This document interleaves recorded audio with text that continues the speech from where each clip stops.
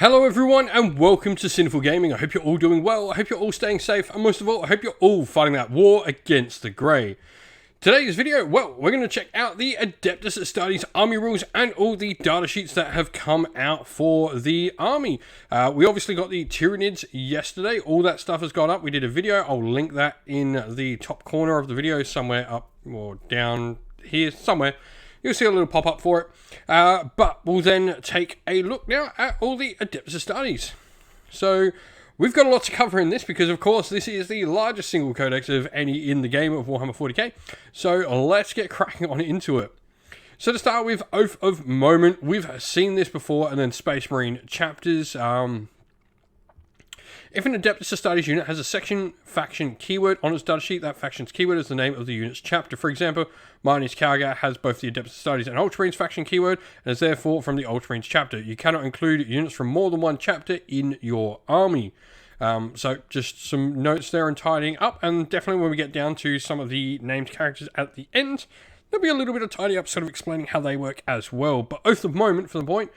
Army faction rule, at the start of your command phase, you select one unit from your opponent's army until the start of the next command phase. Each time a model in a unit from your army makes an attack that targets an enemy unit, you can reroll hit roll and you can reroll the wound roll. So you can sort of pick one unit to effectively go, we're going to kill that. Now we're going to go into the different combat doctrines, which are our detachment rule for the Gladius task force. At the start of your command phase, you can select one of the combat doctrines, and you can only select each one once. So you've got 3 doctrines to use over a 5-turn game. Devastator will give you shoot and advance. You will then have shoot and declare a charge, and you'll have a declare a charge in turn in which you advance on the assault doctrine. So, yeah, you can either fall back and do it, you can shoot in a turn you advanced, and the unit is eligible to declare a charge in which it advances as well. So a bunch of different variety abilities, nice, useful stuff, use them on the turns you need to. And you sort of have to plan your army to be doing things all at the same time, I think, to really get the most out of this. So, you know, you really want to make sure that you are moving up with your shooting units up the table when you use Devastator Doctrine. Assault Doctrine, start planning, are you going to be declaring charges? So if not, try and do all those advances.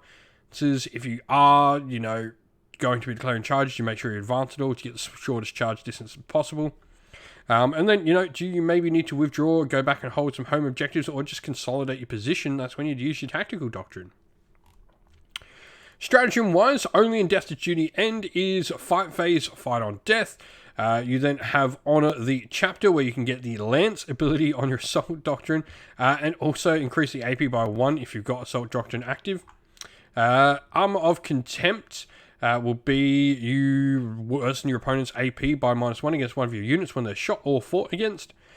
On the note of Honor the Chapter as well, there are quite a few abilities that work like this that give you a certain ability and then a little bonus if you're in a correct corresponding doctrine with sort of what the theme of the thing is trying to be. Adaptive strategy is really nice. You select the Devastator, Tactical, or Assault Doctrine until the start of your next command phase. The Combat Doctrine is active for the unit, even if you've already selected that doctrine and even if another is already active. So this is pretty cool. This just allows one unit to do something different if you need to. This is really nice. So, you know, you can plan for the majority of your army to be using a particular doctrine or indeed not using a doctrine and then use adaptive strategy for that particular unit that's going to need to do something different. Storm of Fire, giving our ignores cover, and once again, if you're in the Devastator Doctrine, in this case, for the Doctrine-wise, you get +1 AP. And then Squad Tactics as well. Your opponent, this, you know, if you play Age of Sigmar, you know this rule. This is called Redeploying Age of Sigmar, and this wins games. Your opponent advances, ends a normal move, falls back within 9 inch of a unit. You can make a D6 normal move or a normal move of up to 6 inch instead if you're under the effects of Tactical Doctrine, and that is huge. You cannot select a unit that's within engagement range of one or more enemy units. That's the same as Redeploying Age of Sigmar.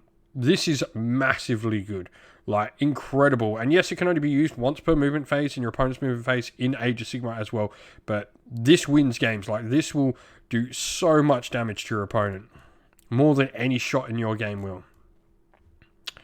And then we've got some really nice enhancements here. Now, there are 4 of them, but I think there is almost always one I'm going to go for. There's one I really like, and there's one I think that's the best. That's probably how I look at this. The one that, I think is good but just doesn't rival the others is Artificer Armor. 2+ save, full no pain, 5+ is really good. But for me, the one I like is being a Blood Angel successor and running generally Combat Marines. And I definitely think, having read through this with my good mate Ideas, that Combat Marines are definitely on the menu. Combat Codex Space Marines is going to be really, really good. Adeptus Astartes Model Oni, add 1 to the attacks and strength characteristic, or 2 if you're under the effects of Assault Doctrine.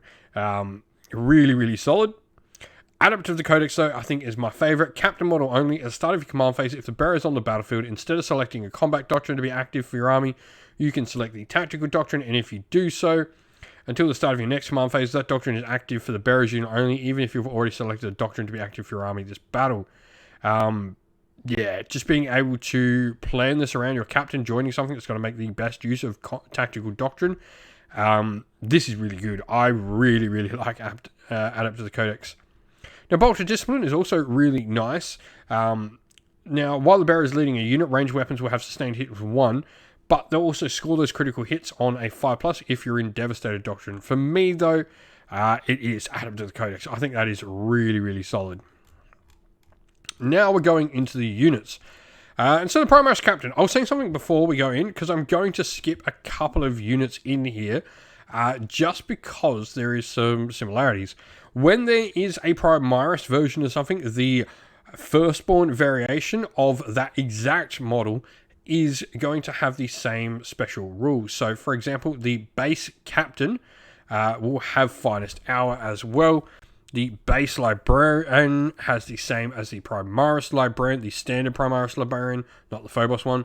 And the base Chaplain has the same as the Primaris Chaplain. So all of that's just the same. So I'm not going to go through where that's repeated. We'll just sort of glance over that stuff. But Rites of Battle, this is a thing that just all captains will get. So I'll talk about it here and then we won't talk about it again. Once per battle round, 1 unit from your army with this ability can be targeted by a stratagem for 0 CP, even if another unit from your army has already been targeted by that stratagem this phase. But Finest Hour.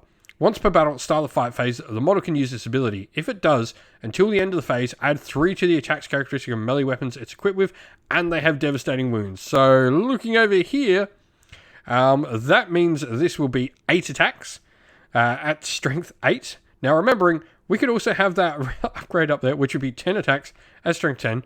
We could also be Blood Angels, so on the charge, it'd be 11 attacks at strength 11.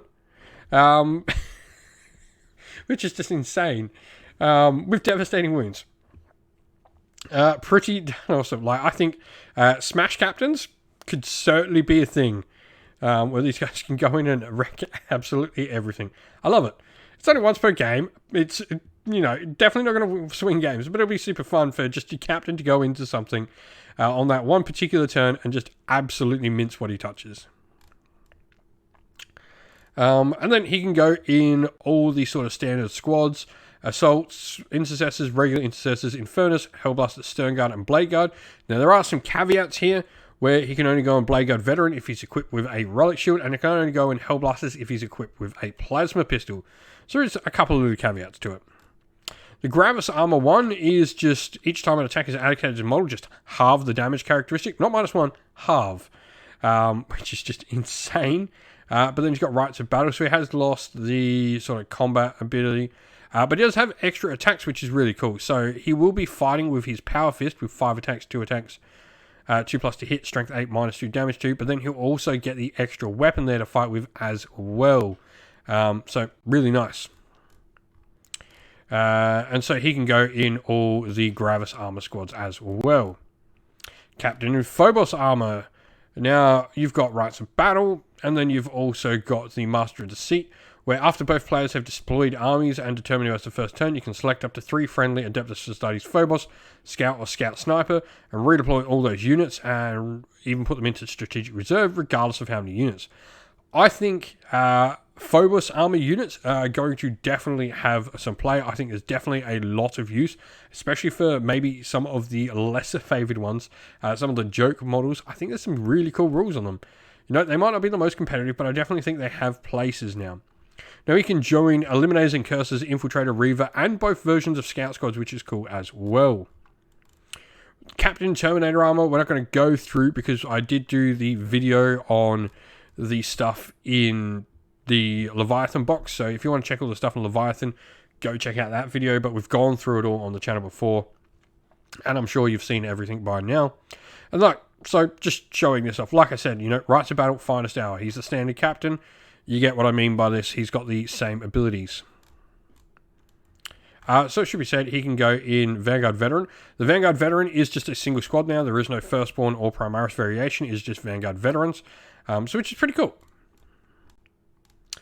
Captains with jump packs do exist. They've got Angel's Wrath. So while the model of this is leading a unit, each time the unit ends a charge move until the end of the turn, you add one to the strength characteristic of melee weapons equipped by models in that unit. And then Captain with jump pack as well. All that. Captain on bike is pretty cool. And what's cool about this is he actually can go in Outrider squad. So I can see myself converting up a captain in armor here. And on a bike, a captain in Primaris armor on a bike. Swift Assault, models in unit have the assault rule with their ranged weapons, which is really nice. Primaris Lieutenants. Now this is where we get some interesting. So units the Primaris Lieutenant joins will gain lethal hits, and they can also shoot and declare a charge in the turn in which they fell back. But the cool thing here is that this model can join units that are already joined by one captain or chapter master model. If you do so and that bodyguard unit is destroyed, then they'll both become independent characters. But yeah, combined with a captain or some other stuff, pretty cool.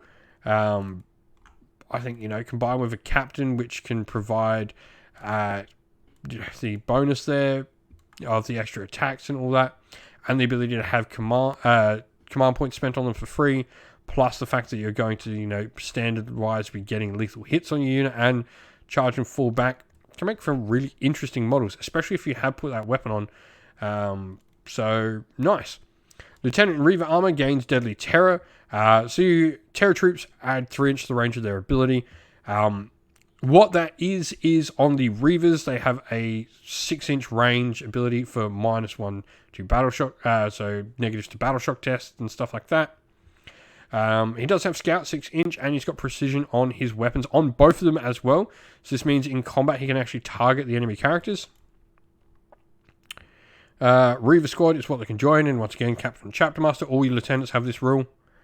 We then have the Phobos armor, so tactical precision to give out lethal hits and shoot and fade. After this model is shot and it's not engaged from range, can make him a normal move D6. And he can join in Cursor, Infiltrator, and Reaver squads. And then your standard lieutenant, as you would expect, same as the normal Primaris lieutenant. Then we go Primaris Librarian, which Mental Fortress is nice. 4-up invulnerable save to the unit he's joining. And the Psychic Hood also means you have a Feel No Pain of 4+ against psychic attacks as well. So pretty cool there. And this can join all your standard sort of Primaris squads, so all your baseline Mark 10 armor units. Phobos Librarian has Shrouding, where you can give your unit stealth and can't be targeted by attacks that aren't within 12 inch. And he can join all the different Phobos units. Librarian and Terminator armor we've seen. Standard Librarian has the exact same as the Primaris Librarian and can join all the different squads. Primaris Chaplain Litany of Hate is +1 wound rolls. So while this model's leading a unit, just +1 wound rolls. And Spiritual Leader, this is incredibly powerful. With how powerful Battle Shock is going to be in the new edition, once per battle at the start of any phase, you can select one friendly Adeptus Astartes unit that is Battle Shocked and within 12 inches of this model. This unit is no longer Battle Shocked. That is really, really good. And he can join all the base sort of units, including Blade Guard. There'll be quite a few models that actually miss out on Blade Guard. Librarians are one of them. Captain Terminator armor, which has, while this model's leading a unit, models in unit will have Feel No Pain 4+ against mortal wounds. And he gives +1 wound. Mortal wound, Feel No Pain is really nice. And he can lead all the different Terminators. Chaplain on bike. So each time this model unit is selected to shoot, you can select an enemy unit within 12 inch invisible to this model. Until the end of the phase, ranged weapons equipped with that by models in this unit can have devastating wounds. So can really put out the power of the bikes a little bit more with their twin bolt rifles. They'll have, Order 6's wounding. Regular Chaplain, same as the Primaris. Chaplain with Jump Pack will have Excoriation of Rage, which is a little different. Each time a model in this unit is selected to fight, you can select one enemy unit with engagement range in that model and roll a d6, and they'll suffer some mortal wounds. We then go to Primaris Tech Marine. So they can heal vehicles still, but they will also give +1 to the hit roll for those vehicles. And if a vehicle is ever destroyed within 12 inch of your Tech Marine, they actually go up to an attacks characteristic with an Omnicide Power Axe of 7, which will turn them into 7 attacks at weapon skill 3+, strength 6 minus to AP damage 2. So, pretty cool. Other than that, he can actually join Intercessor squads, Servitors, and Assault Intercessors. And regular Tech Marine is exactly the same sort of stuff. We then get Servitors. While the Tech Marine model is leading the unit, improves the ballistic skill and weapon skill by 1. And they can take a variety of the different heavy weapons and stuff. Intercessor squads have objectives secured. We've seen them. They've been a bit. This is pretty cool, though. Infernus squads, pose the foe. We've seen them. And then we have Assault Intercessors, which have the Shock Assault. Each time a model in this unit targets an enemy unit with a melee attack, reroll wound rolls of 1. And if the enemy unit's in range of an objective, you just flat out reroll wounds, which is pretty nice. Astartes Chainsword, so, you know, putting out 4 attacks per model, which is insanely good. 3's strength 4, -1 AP damage 1, and potentially rerolling the wound. We then have the Librarian with Jump Pack as well, which has Might of Heroes. While this model is leading a unit, improve the AP of their weapons equipped by 1. Lieutenant with Combat Weapon, with Combi Weapon, sorry. Heavy Intercessors, so Unyielding. These guys are pretty interesting. So while this unit's within range of an objective marker you control, each time an attack with a damage characteristic of 1 is allocated to them, they get +1 save. So these are going to be really nice as like backfield objective holders, which is what they should be. You know, your opponent's going to have to actually spend their heavy weapons trying to get rid of these guys. We then have the Infiltrator Squad, which is the start of units where I think we really get some interesting stuff. Omni Scramblers, where reinforcements can't be set up within 12, standard sort of stuff. Feel no pain 6+, if we've got the Helix Gauntlet.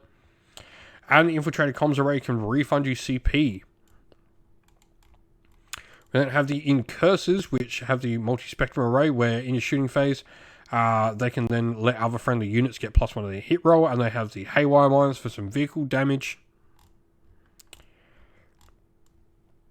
Tactical Squads, just standard, eligible to shoot and declare a charge in a turn in which they fell back, though it is worth noting their bolt guns don't have any special extra rules, but pretty good all round.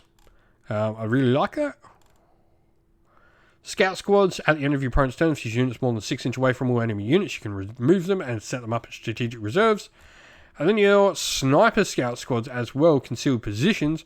This unit can only be selected at the target of a ranged attack if the attacking model is within 12 inch. So I don't mind Scouts. I think Scouts are going to be interesting.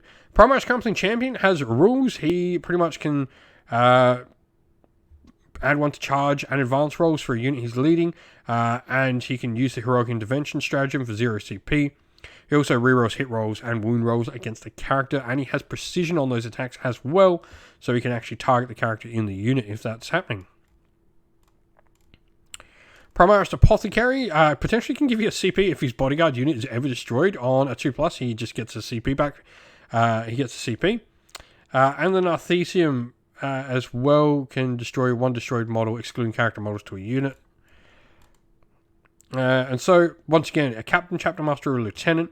So you can attach this model to one of the above units, even if one Captain, Chapter Master, or Lieutenant model has already been attached. If you do so and that bodyguard unit is destroyed, the leaders become individual units. The Apothecary Biologist we've seen already as well, but Captain or Chapter Master can't be with the Lieutenant. Primaris Ancient. This is really cool. You add these guys to a unit, so they can join a unit. They can also join units with a Captain, Chapter Master, or Lieutenant. But the cool thing, all Astartes banners are just +1 to your objective control ability. This is huge and can really, really help you put on objectives. But you've also got, while this model is within range of an objective marker and 6 inches of the center of the battlefield, this model has a Feel No Pain of 4+. But I see myself taking Primaris Ancients a bit. +1 to objective control is just really, really good. Primaris Ancient does the same, but he also can, once per game, give +1 attacks. So, cool. On the Blade Guard Ancient, but he can only join Blade Guard Veteran squads. Ancient in Terminator armor. Now, I can't tell, is this the same one we had? Is this a conversion, or is this a brand new model?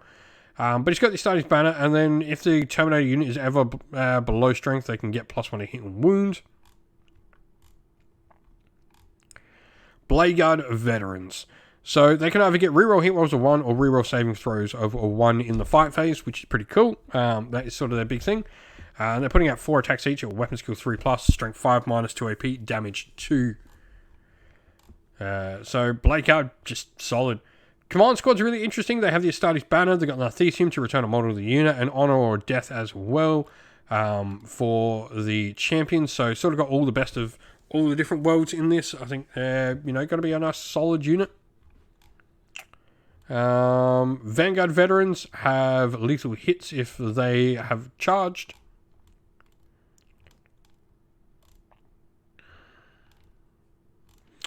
And then Sternguard Veterans, Bolter Drill we've seen. Judicia, while this model is leading a unit, the unit has fight first. Now, before you go into it, he can't be attached with any other character, so if he goes into a squad, he will give them fight first, but that is all that squad will get. For me, a Blade Guard Veteran squad that has always fights first is pretty nice, or even an Assault Intercessor squad. All those attacks is pretty good. I actually think it would be better or he does more for those Assault Intercessors, as Blade Guard at least have the better defensive options. But he also adds 1 to his attacks if he ever destroys a character model. He does have precision on his Executioner Great Blade, which is pretty cool. Reavers. I think these guys are going to be really nice with how powerful Battleshock can be. At the start of the fight phase, each enemy unit with engagement range of 1 or more units with this ability must take a Battleshock, and there'll be -1 as well. They also don't count vertical terrain whenever they, normal, advance, full, charge back, and they can deep strike as well. I think these guys got a bit of a glow up. I think the fact that Battleshock is such a big thing now is going to make them an interesting option. Aggressors, while they're sort of shooting at close range, they can have extra AP. Terminator Assault Squad. Now, it's the old Terminators here. I hope we get more. But the big thing is each time this unit ends a charge move, they make the opponent take Battleshock test, which is just good. If you manage to set up some Reavers and these guys at the same time, they could work really nicely together. Regular Terminators we've seen.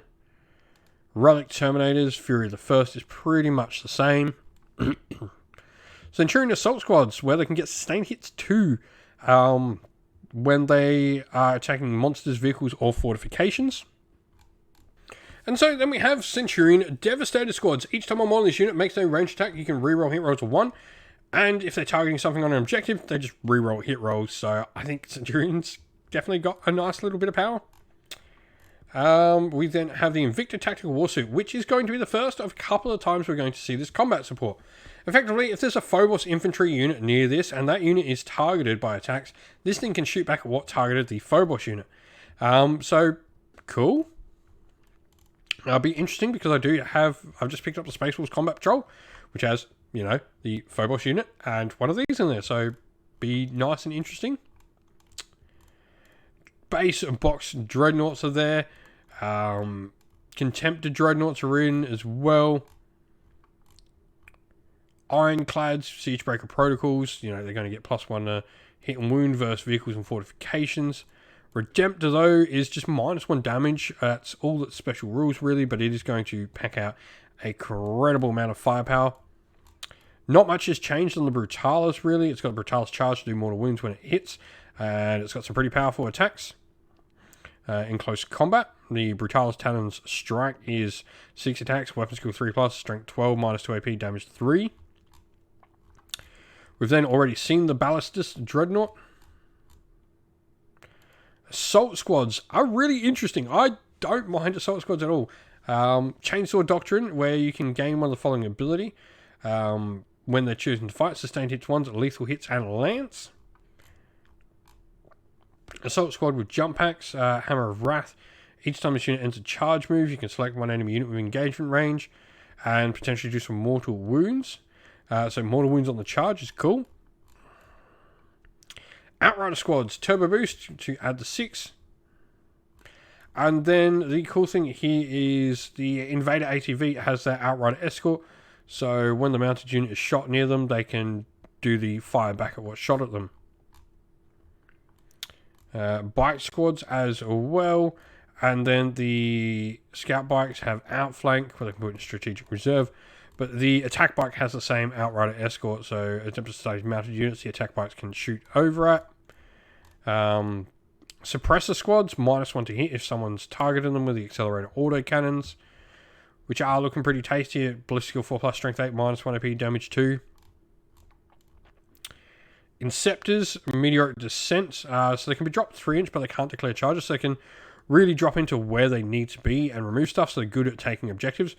I did see a lot of people questioning about, oh, they can drop in 3-inch, but they can't sort of charge. What are they going to do? Well, this is the thing. They're going to drop in on an objective at something they know they can kill and take that thing out. And especially when you've got some weapons like plasma exterminators here or even assault bolters, all of which are pretty decent weaponry, they can do some decent damage.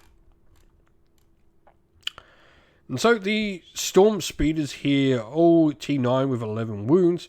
They've all got slightly different rules. This allows you to get AP 1 each time a shot select an enemy unit that was hit by one or more attacks made by this model this phase.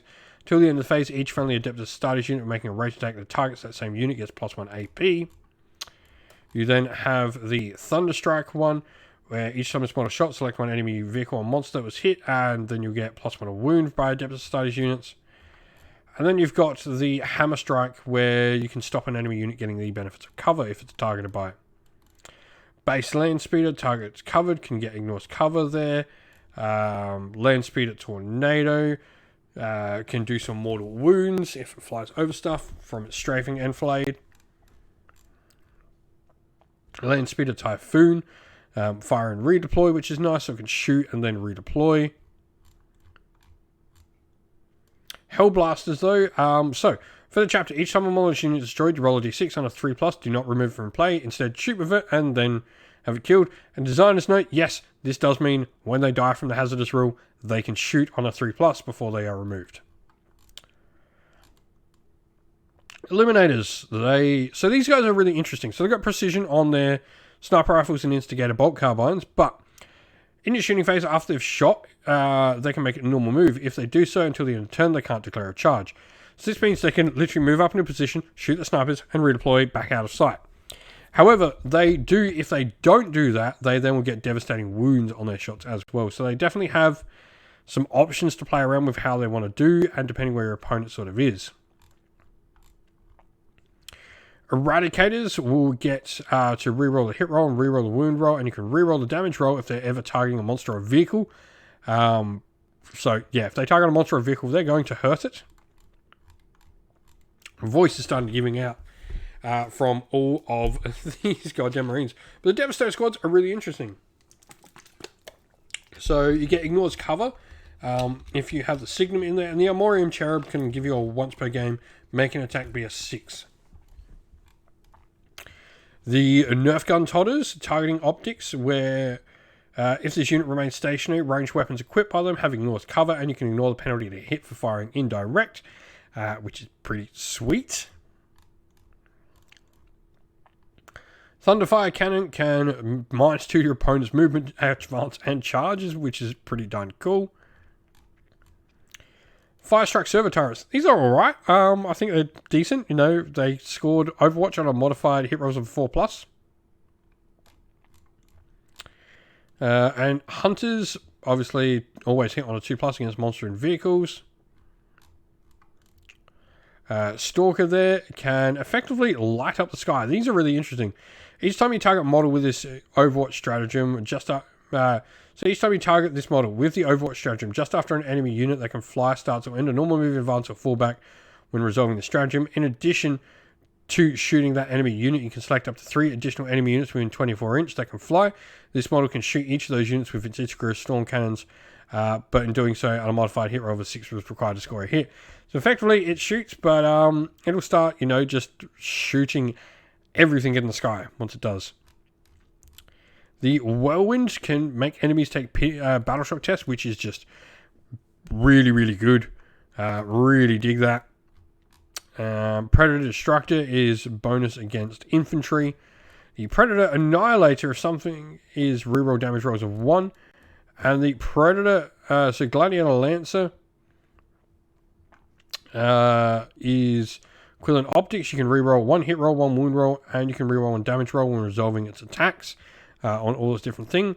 The Gladiator Reaper has sustained hits 2 when it's targeting infantry units with its heavy onslaught Gatling cannon. And the Gladiator Valiant has the ability to add 1 to hit rolls against monsters and vehicles. We then have the Vindicator, which is really cool. This thing can always shoot if it's in engagement range, even if it normally couldn't. With the blast weapon, it has its siege shield protects it, which is just hilarious. Land Raiders, assault ramp. Units can disembark and charge out of them now. Is their big thing. They've also got Godhammer last cannons, which are slightly better than regular last cannons. And the other big thing too is Jump Pack Wolfen, Gravis Armor, and Terminator models and Centurion models can all be put in Land Raiders as well. And a transport capacity of 12, is massive for them. The Crusader has the big transport capacity of 16.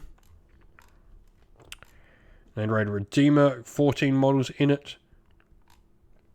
Repulsor. So this is sort of somewhat different, and this can be really interesting with how you sort of play. So once per turn in your opponent's charge phase, after an enemy unit has selected targets for its charge before making a charge move, you can select one Adeptus Astartes unit from your army that was selected as the target of that charge, provided that unit is already not in engagement range and any of the enemy units any of your units are within 3 inch of the transport, and enemy units are, you can embark in the transport. This could be done really nicely. If you sort of extend how far you are and put this thing sort of tagging models at the end, you pretty much draw your opponent completely out of charge range of the vehicle or the unit. There's definitely some things to play around with it. Repulsor Executioner actually gets +1 a hit when it's targeting units below half strength. It's called an Executioner, so it executes people. The Rhino just regains a wound, and then the Razorback is interesting because it has fire support. In your shooting phase, after this model shot, select an enemy unit. It scored 1 or more hits against that phase. Till the end of the phase, each time a friendly model from the disembarked unit targets that unit, you reroll the wound roll. The Impulsor is an assault vehicle. Units can disembark from this transport after its advance. So it doesn't have assault ramp, so you can't charge out of it. But this is really good for, funnily enough, your Inferno Squad. So this thing can advance up, have an Inferno Squad drop out, and do all the good flaming. Drop pods, what you expect. Land Speed of Storm, Storm Assault. Each time a unit disembarks, they can still declare a charge, so you can definitely get some Scout Squads charging if you want. Then you got your vehicles, +1 to hit on a Stormhawk Interceptor against other vehicles, as you would expect. Storm Talon Gunship with strafing runs. Each time this model makes a ranged attack against targets in a unit that cannot fly, you get +1 to hit. And then -1 damage on the Storm Raven. Hammerfall Bunker. This is interesting because I think this is really interesting and might actually see some play. Defensive rate. Each time an enemy unit is set up or ends a normal move, advances or falls back within range of this weapon, if that enemy unit is an eligible target, the bearer can shoot this weapon at the target as if it were your shooting phase, and it can do this up to 4 times. Hammerfall Heavy Bolter arrays are 36 inch. So if your opponent ends within 36 inch of this and has line of sight, this thing will unleash its shots at them. Depending on points, this thing could be interesting in what it does. I'm really interested to see the points. They have the armory, but now we're going to go into the named characters. So Cadio Sikaris has Scout 6+ unit to his unit, and then also equipped by model, a unit that he leads will have the assault weapons, and he can also normal advance or fallback move within 9 inches of this model. They can make their redeploy. Cassius there is going to give devastating wounds, and he can also do some mortal wounds when he dies. Chief Librarian Tigurius actually has Phil playing 4+ against psychic attacks and mortal wounds, so he's got the best of both worlds there. And while this model is leading a unit, each time that unit attacks, you subtract 1 from their hit roll if they're targeted by something. In addition, once per battle round, you can use one of the following different stratagems for 0 CP. Calgal's really interesting. His Victrix Honor Guard. So while this model is leading a unit, that unit is eligible to shoot and declare a charge and turn in which advance or fall back. He'll give extra CP, and he'll have a 4+ invuln via the Victory Scarred alive. He can join units, as do the Victory Scarred. So I wonder, can you stick like the him and say a Primaris, what do we call them? The Banner Boys. I forgot the name. Ancient. Primaris Ancient in there. Does the Victory Scarred stop it? I'll be interested. That probably will need a little answer. Kronos can make bliss weapons of a tank go on a 2+. He pretty much jumps in the tank. And can join in the sort of standard Space Marine tanks. Tellion's pretty interesting in that he can, while he's leading a unit, improve their objective control by 1. And when a model in that unit makes an attack that he's leading, they get +1 to hit. He can also give out lethal hits, precision, or sustained hits to a unit, so he's pretty decent. Tyrannic War veterans just get devastating wounds against Tyranids. There's nothing too crazy to write about here. Ural Ventress is really interesting, though. Unorthodox Strategist. While this model is leading a unit, you can target that unit with a stratagem, even if that stratagem's already been used by another unit from your army this phase, and in addition, that model's unit can be selected as target of a stratagem while they're battle shocked. And during deployment, he can literally let one Astartes unit deep strike as well. He is really, really interesting. Unorthodox Strategist is really powerful. Like being able to do stratagems while you're battle shocked, and indeed stratagems already that have been used, is super, super cool. Rebute Gilliman, we've seen all his stuff. He is amazing. Like, he's just going to pack a punch. Darnaf Lysander, a really interesting icon of obstinacy. While this model is leading a unit, each time it attacks the target's unit, if the strength characteristic is greater or equal to the toughness, subtract 1 from the wound roll. This means if you are the same toughness as their same strength as the toughness of his unit, you'll actually be winning on 5s. Can really make it hard to remove Terminator unit. Tor Garadam is pretty cool. He gives lethal hits and ignores cover to a unit. And also, each time this model makes attacks, he gets bonuses. He can be leading any of your sort of Gravis units. Pedro Cantor is fun. If his units get destroyed or start getting damaged, they get +1 to hit and wound. And Oath of Rune once per battle at the start of either phase. When it does, until the end of the turn, you can add 1 to the attacks characteristic of weapons equipped by this model's units. So it should be pretty nice. And this is what I want to talk about. This model is from the Crimson Fist chapter as a successor of the Imperial Fists.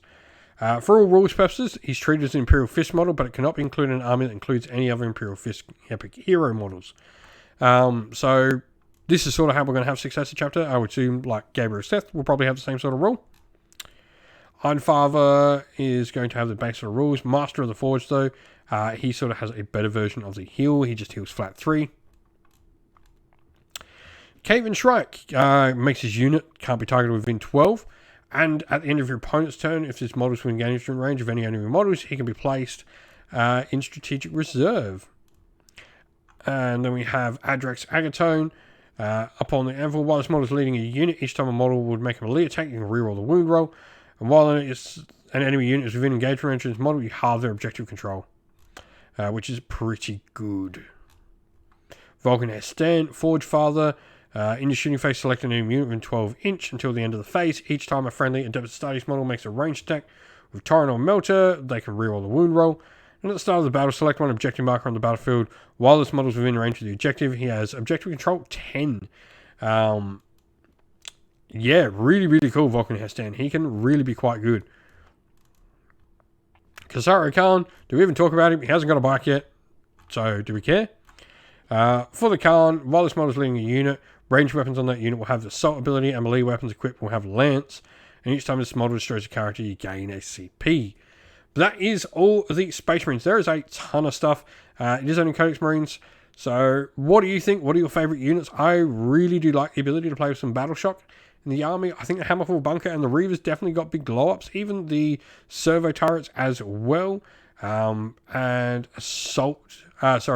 Devastator, Baby Carriers, what are they called? Centurions look pretty nice as well. But love to hear your thoughts on all the units down in the comments below. And so that is the end of the video. Thank you all for watching. We hope you enjoyed it. If you did, please don't forget to leave a like and subscribe to the channel. If you'd like to come chat more with me, we have a Discord server for the channel, and that is linked down in the video's description. Also linked down in the video's description are the best ways to help support the channel. This is either via Patreon or YouTube members using one of our affiliate links and codes down there, like Baron of Dice, Gap Games, or Mithras Games, or by supporting us directly on Patreon or YouTube members.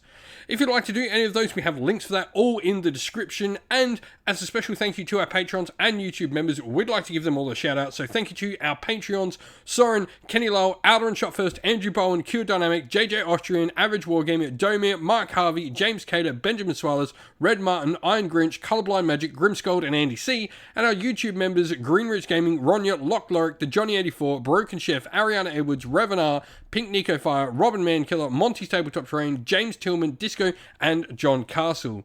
Lastly, a special thanks to Lady Witchfox Art, who does all the amazing artwork you see on the channel. Once again, everyone, thank you all for watching. Don't forget to like, subscribe, and drop a comment down below. Stay safe, stay well, and most of all, keep fighting that war against the Grey. Ciao for now.